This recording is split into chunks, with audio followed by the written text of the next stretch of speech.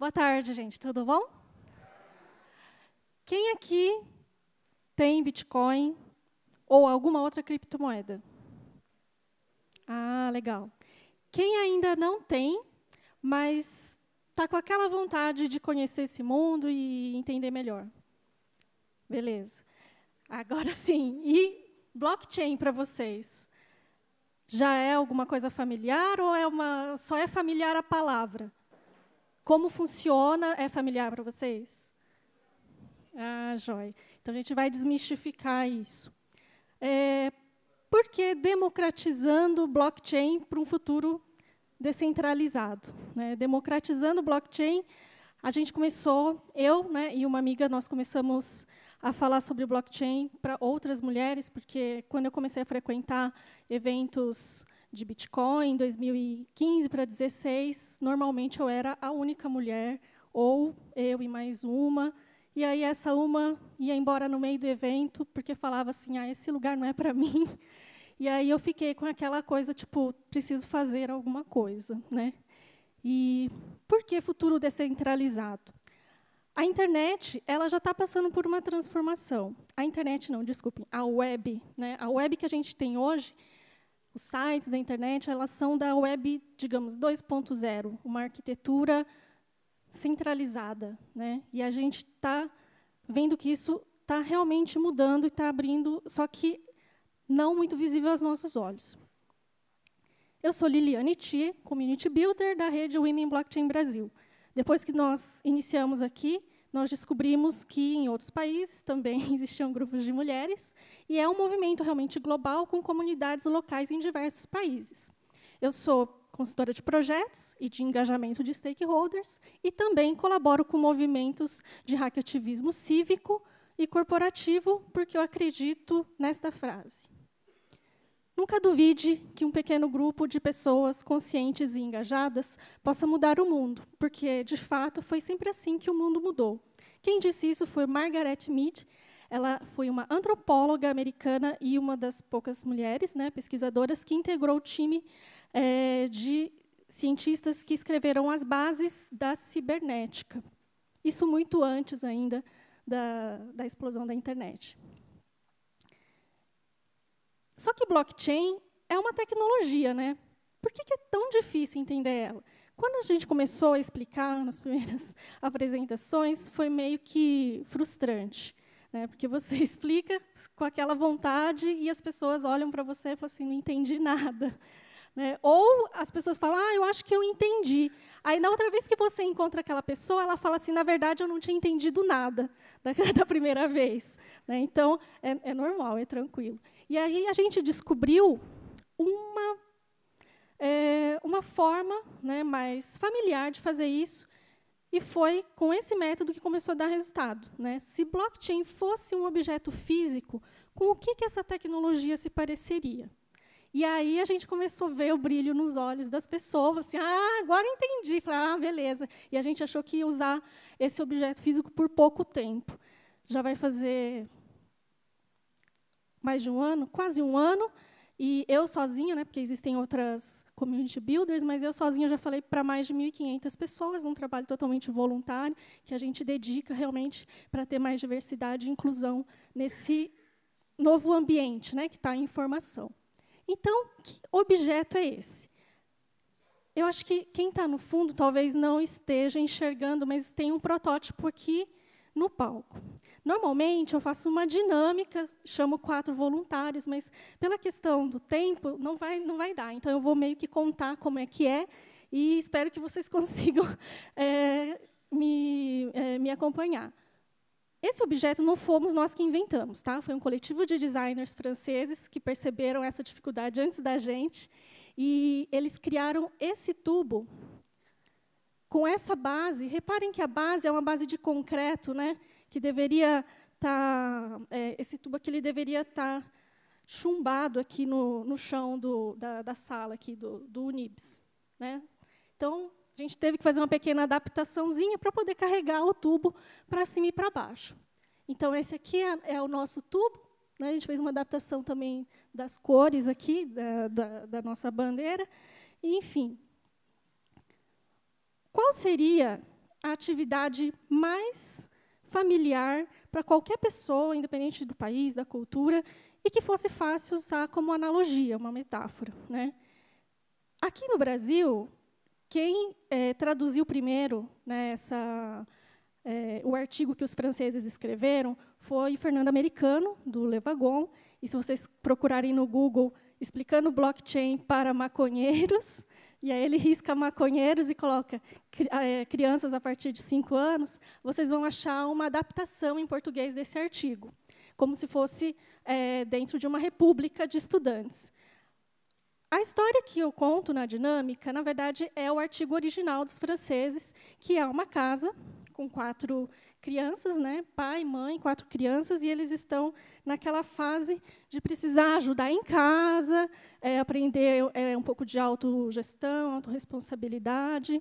E aí os pais, imaginem, né? Eu não tenho filhos, né? Mas para quem tem, imaginem 4 crianças, mais ou menos todas da mesma idade, você chegando em casa depois de um dia de trabalho estressante, é difícil fazer esse controle, né? Quem vai lavar a louça hoje, né? Então, o pai teve a brilhante ideia de falar assim, bom, eu não quero mais me preocupar com isso, então eu vou criar um tubo inviolável, incorruptível, e vou deixar que as 4 crianças se organizem entre si para falar quem lavou a louça quando, registrando a vez delas no tubo transparente. Então, cada uma delas ganhou uma fichinha e uma cor, uma fichinha e uma chave, né, um cadeado de uma cor. Então, aqui a gente tem as cores verde, amarela, azul e branca, né, como vocês podem ver aqui. E aí, quando a criança, vamos supor, a criança que tem a fichinha azul, lavou a louça hoje e ela quer registrar aqui, se ela tentar colocar, ela não vai conseguir, nem de um lado, nem de outro. Eu nem abri o meu cadeado, né? Mas mesmo que eu tivesse aberto.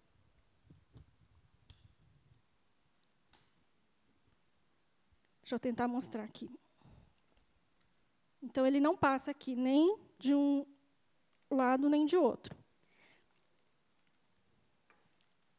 Quando a gente tem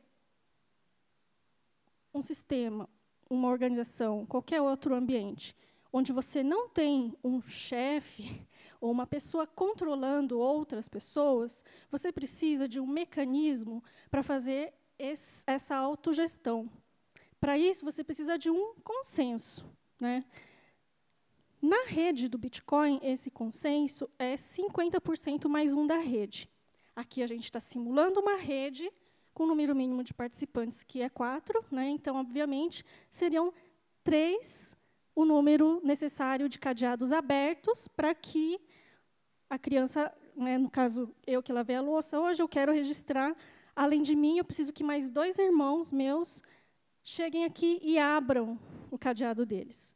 Mas eles vão abrir sem mais nem menos? Não.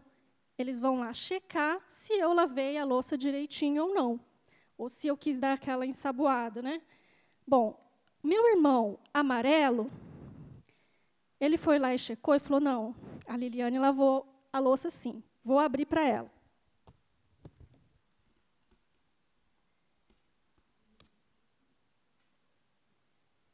Eu vou mostrar para vocês que, mesmo assim, eu ainda não consigo registrar a minha fichinha. Eu preciso de mais um irmão ou irmã, né, que fale para mim que eu lavei a louça direitinho. Então, ela foi lá, checou e falou, sim, a Liliane lavou a louça direito. Então, vou abrir aqui.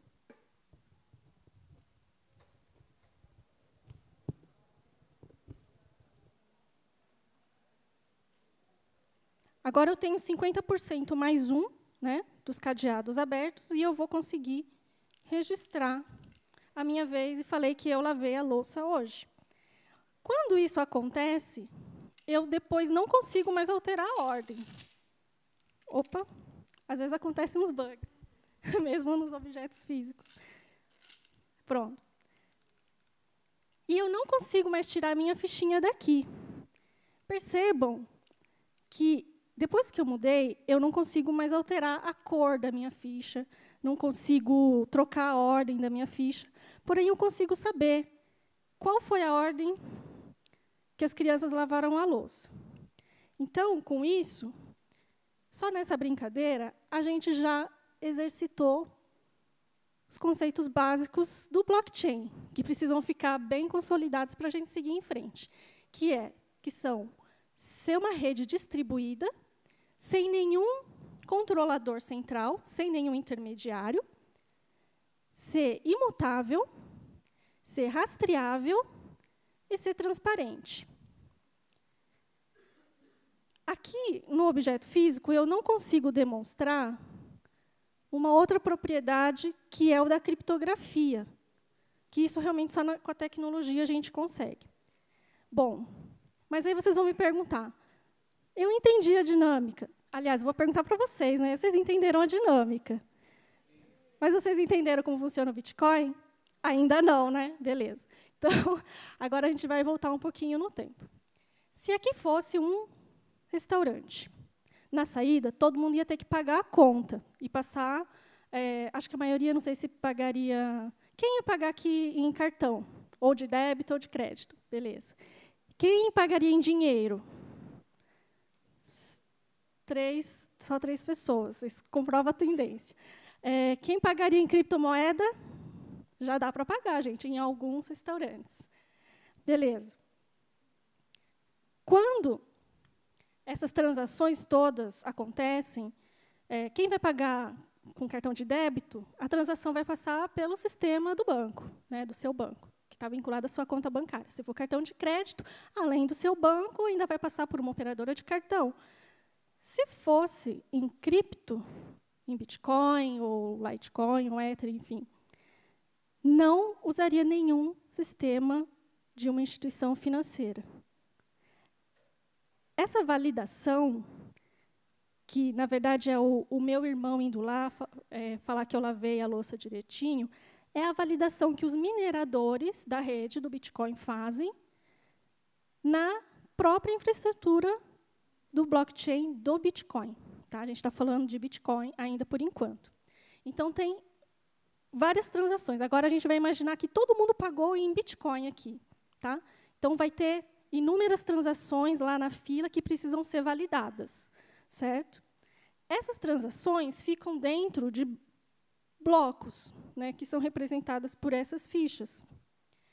E quando o primeiro minerador fala que, olha, eu achei aqui o cálculo, o resultado, né, descobri aqui o resultado do algoritmo, né, matemático do Bitcoin, e eu posso registrar esse bloco, e todas as transações que estão aqui dentro estão validadas. Esse é o processo de mineração do Bitcoin. E por que é blockchain o nome dessa infraestrutura? Porque aqui eu estou representando... Opa. Cada fichinha aqui é como se fosse um cadeado desse aqui. Então, blockchain, na tradução literal, é uma cadeia ou uma corrente de blocos. E quando eu coloco um bloco em cima do outro, digamos assim, eu amarro ele no meu bloco anterior. Então, vamos imaginar que a rede do Bitcoin estivesse nascendo hoje e tivesse só esses 9 blocos. Tá? A partir do bloco 0, né, digamos que seria a primeira fichinha que está ali dentro do tubo, ele geraria para mim um código único que ele calcula em cima de toda a informação de todas as transações das pessoas daquele bloco. Com o resultado, digamos que esse resultado seja A. Claro que não é. Né? Imaginem um trem, um trem gigante, cheio de caracteres alfanuméricos, e que nunca vai se repetir. Tá? E vamos representar isso como A, que é esse cadeado aqui, o primeiro. Esse código único ele vai compor o código do segundo bloco. Ou seja, também o código do segundo bloco também nunca vai se repetir. e assim sucessivamente. Por isso ele é tão seguro. Quando vocês escutam falar que exchanges, pelo mundo afora, exchanges de criptomoedas sofreram invasão e tudo mais, parece que dá aquela sensação de insegurança da tecnologia. Mas, na verdade, não é isso. Quando esses sistemas são invadidos, não é necessariamente o blockchain do Bitcoin, e sim um outro sistema secundário que eles precisam ter para armazenar os dados dos seus clientes, enfim. E, normalmente, os hackers, agora, não os hackers, a gente usa hacker de uma forma equivocada, né? Na verdade, são os crackers, são os hackers, não os hackers do bem, como eu, mas os hackers mais espertalhões. Então, eles vão lá, invadem esses sistemas para pegar dados de clientes e saber, por exemplo, quem tem mais bitcoins, as carteiras deles, enfim. Por que é vulnerável? Porque esses sistemas são centralizados. Então, a gente está sempre mais vulnerável quando a gente usa essa arquitetura aqui. Tá? Então, quando acontecem essas notícias de invasão, normalmente estão acontecendo em sistemas que trabalham em cima dessa arquitetura. E o blockchain do Bitcoin seria mais ou menos isso aqui. Mais ou menos não, seria essa a arquitetura ideal. Mas, atenção, gente, percebam que são 3 arquiteturas de rede, ó, a centralizada, a descentralizada e a distribuída. Por que quando a gente ouve falar de blockchain, a gente sempre ouve essa palavra descentralizado? Né? Vamos descentralizar e não... Então, vamos distribuir. Porque, para chegar nessa arquitetura aqui ideal, dificilmente você vai conseguir pular dessa para essa. Vai ter que ter um período aqui de transição, não transação, transição. E o interessante é que a cooperação é um atributo de como as pessoas se organizam.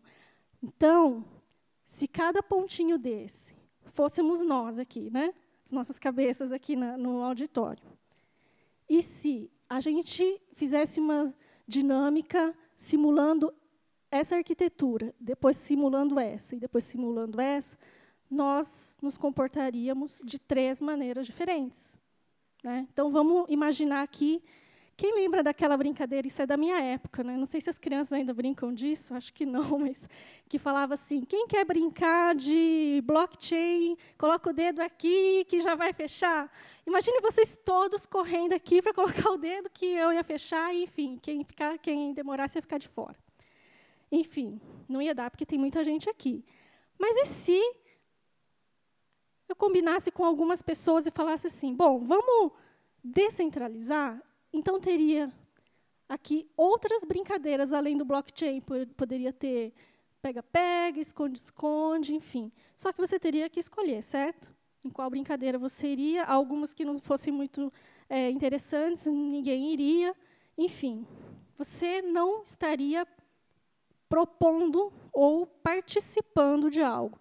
Você estaria participando daquela brincadeira também de criança, né? Manda quem pode, obedece quem tem juízo. E nessa última arquitetura, se a gente deixasse tudo aqui e falasse assim: bom, ninguém aqui vai propor nada, vamos todo mundo co-criar as brincadeiras. Seria mais ou menos essa a ideia. Mas reparem que, se uma pessoa toma uma decisão, isso aqui é muito mais rápido, né, e eficiente. E isso funciona muito bem nas empresas. A maioria das nossas organizações funciona nesse sistema aqui, porque você precisa daqui, você precisa expandir. Né? Quando a gente começa a trabalhar com esse conceito de ecossistema, aí a gente vê que, realmente, no início, é bem mais lento. E eu não estou falando só de tecnologia, estou falando também na forma como a gente se relaciona entre pessoas. E isso eu, pelo menos, tenho vivido há mais de um ano com a comunidade. Bom, Manuel Castells é um sociólogo espanhol, né, e ele fala que o poder ele não reside nas instituições ou no Estado, né, ou nas grandes corporações. Está localizado no tecido, né, da sociedade, na estrutura que formam essas redes. Mas vamos voltar aqui para o Bitcoin, né? Blockchain, agora a arquitetura a gente já sabe como funciona. Todo mundo já ouviu falar de Satoshi Nakamoto? Não? Quem nunca ouviu falar do Satoshi Nakamoto? Bom, em 2008, 2009, foi lançado o White Paper do Bitcoin, que é um sistema, né, de dinheiro eletrônico peer-to-peer, ou seja, pessoa a pessoa. E quem assinou esse white paper era o Satoshi Nakamoto, que todo mundo achava que era uma pessoa.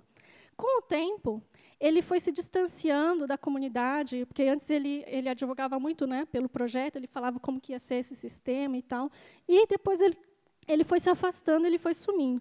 E aí descobriram que, na verdade, o Satoshi Nakamoto não existia. E esse senhor não é o Satoshi Nakamoto. Ele se chama Dorian Satoshi Nakamoto. Ele é homônimo, né? Porém, ele fala assim, eu não entendo nada de criptografia. Eu não sou o Satoshi que vocês estão pensando que eu sou. E, por um tempo, os paparazzi correram atrás dele. Já até perguntaram se o Satoshi Nakamoto é seu pai. Eu falei, não, infelizmente não. Isso aqui, gente, foi no ano de 2008 para 2009. Lembrem que teve a crise financeira mundial nessa época. E aí vou fazer um parênteses aqui para a gente lembrar de 1993, que foi quando a internet começou a se expandir.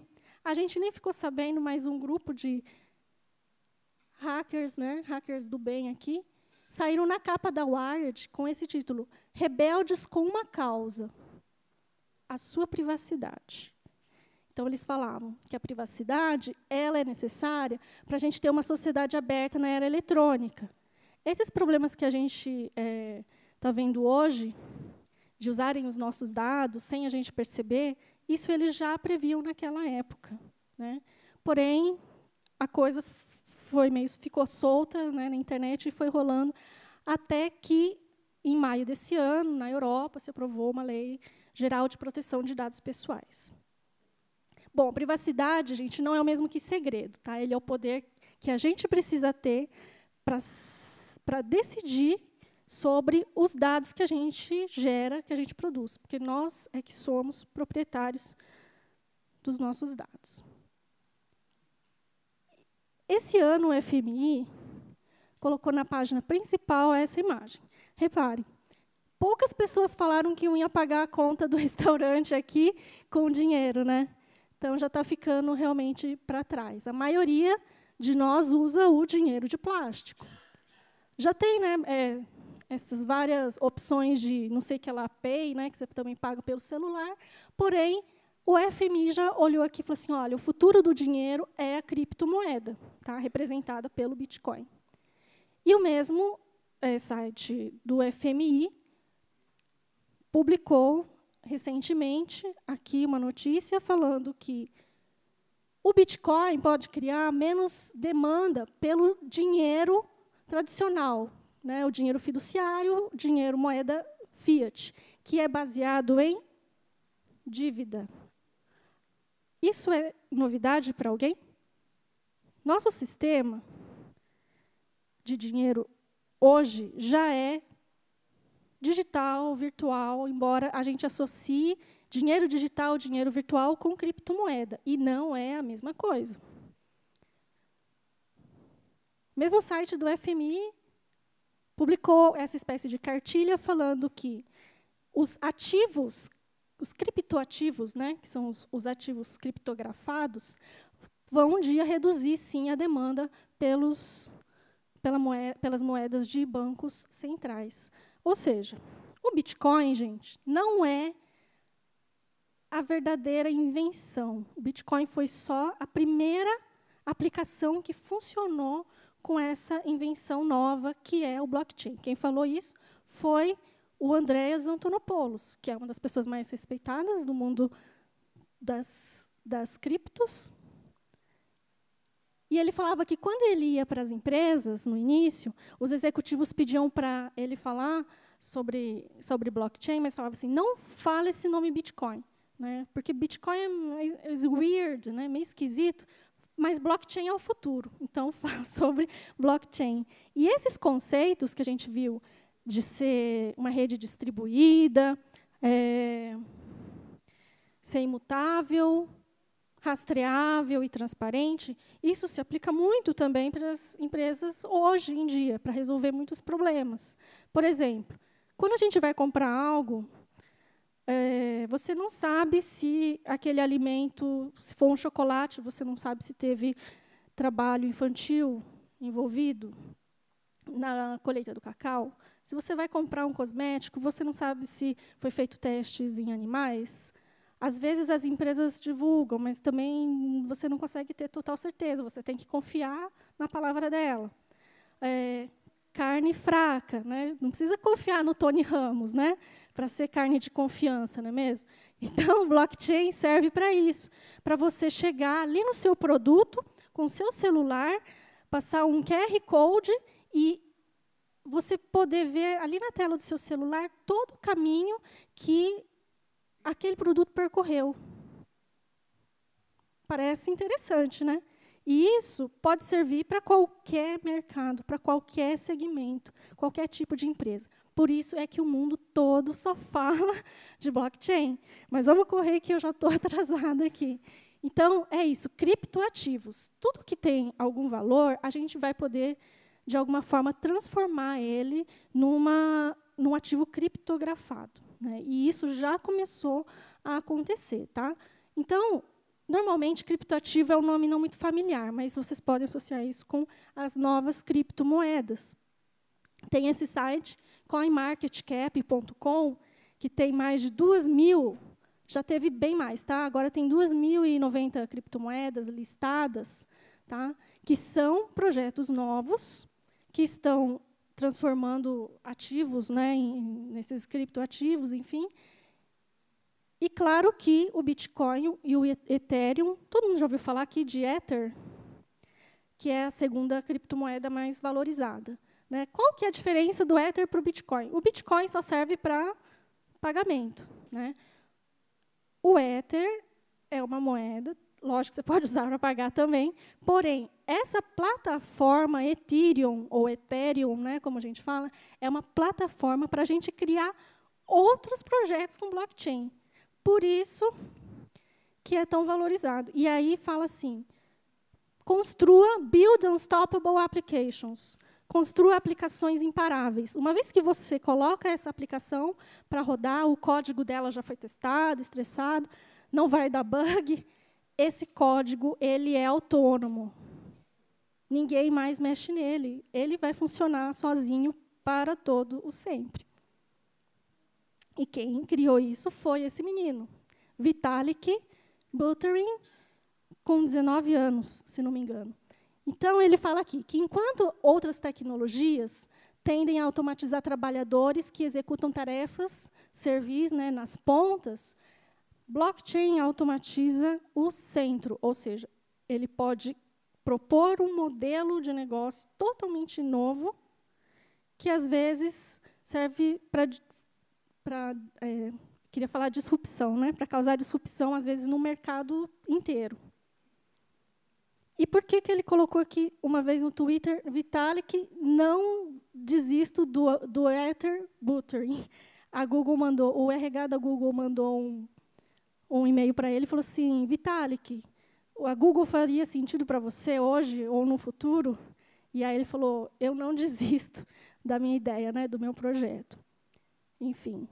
Porém, essa tecnologia aqui foi pensada para ser algo inclusivo, distribuído, incluir bilhões de pessoas desbancarizadas no mundo, são cerca de 2 bilhões de pessoas que não têm acesso ao sistema, né, de banco no mundo. De alguma forma, ela meio que foi, não digo corrompida, mas acabou entrando por caminhos tortuosos, e isso é bom a gente também ter consciência. O Bitcoin e o Ether são 2 criptomoedas que a gente precisa para comprar outras criptomoedas, todas aquelas lá, do coinmarketcap.com. Se a gente quiser investir numa dessas, a gente vai ter que primeiro comprar essas. E o que isso acabou gerando? Confiança. Tem uma pesquisa de uma consultoria chamada Edelman, que chama Edelman Trust Barometer, que todo ano faz uma pesquisa global sobre confiança, e o ano passado, o resultado global dessa pesquisa foi que a confiança está em crise no mundo. Uma das perguntas que ela faz para as pessoas é: você confia nas instituições? No Brasil, o resultado foi que as instituições que a gente mais confia são as marcas, né, as empresas e as ONGs. As que a gente menos confia, até o ano passado, era governo e mídia. E a outra pergunta é: você confia nas outras pessoas? Nos Estados Unidos, 38% responderam que sim. Na China, mais de 60%. Na Argentina, 22%. E no Brasil, quem aposta aí? Quanto?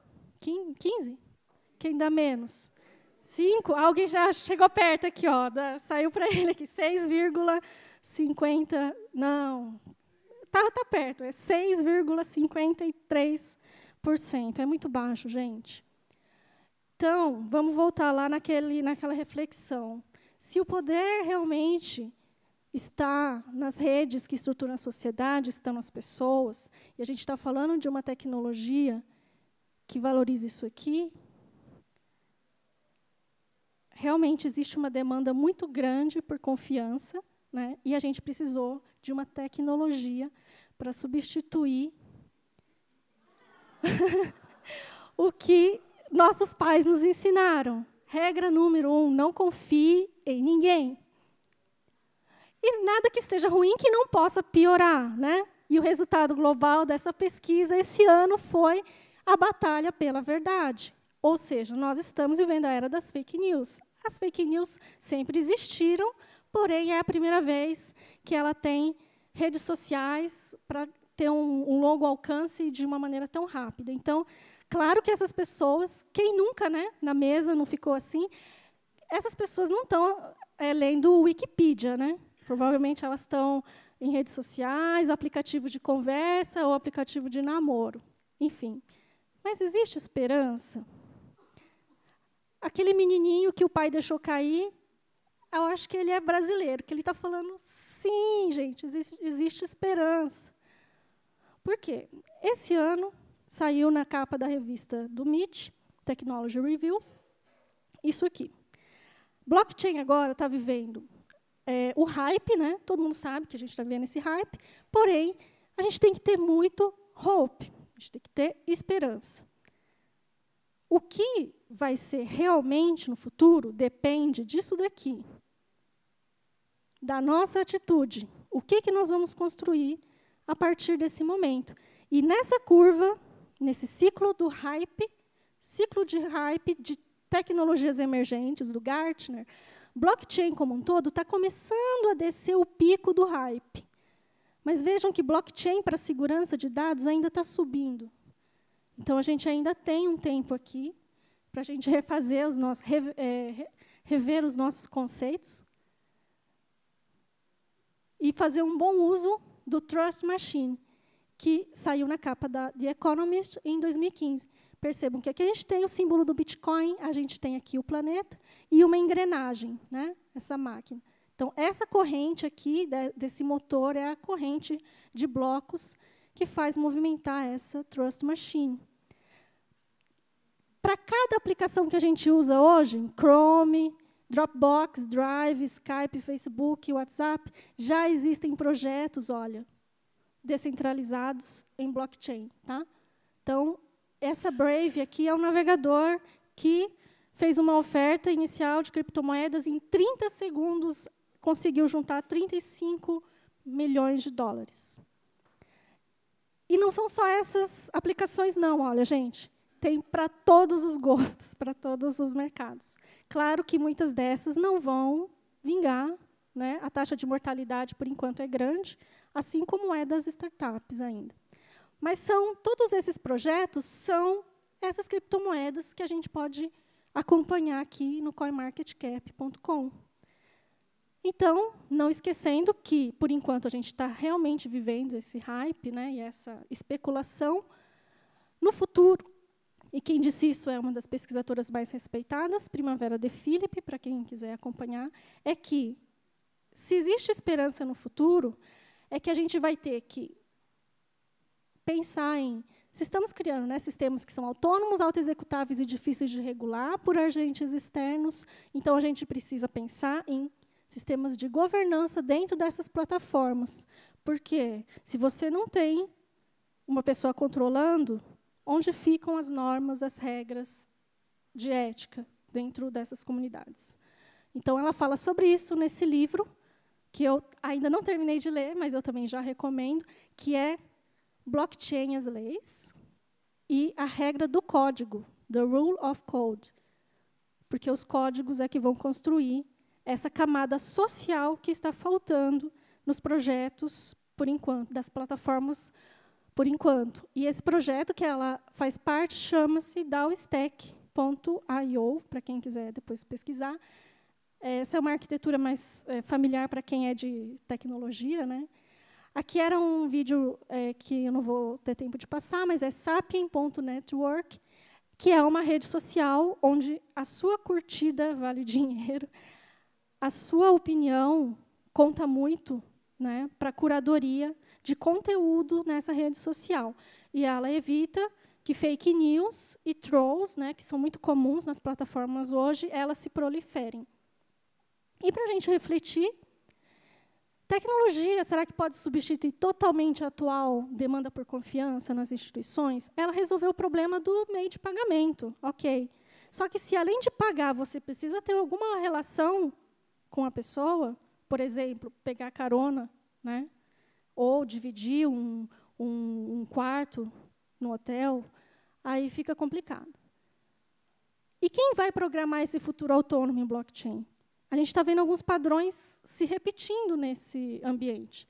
Se a gente não promove diversidade e inclusão agora, a gente vai sofrer, talvez, pelo que o Yuval Harari, que escreveu Sapiens e Homo Deus, fala no livro dele, né? Talvez seja uma batalha perdida. Hoje a gente luta contra a exploração. No futuro, talvez a gente vai ter que lutar contra a nossa irrelevância. Enfim. E o futuro? Será que vai ser realmente descentralizado? Vai depender de nós, né? E a gente precisa realmente evoluir da monarquia para a democracia dos dados. Porque a gente não vai mudar do dia para a noite. A gente tem aqui um sistema antigo, que é o ecossistema. A gente tem um sistema novo que está se formando, que é o ecossistema.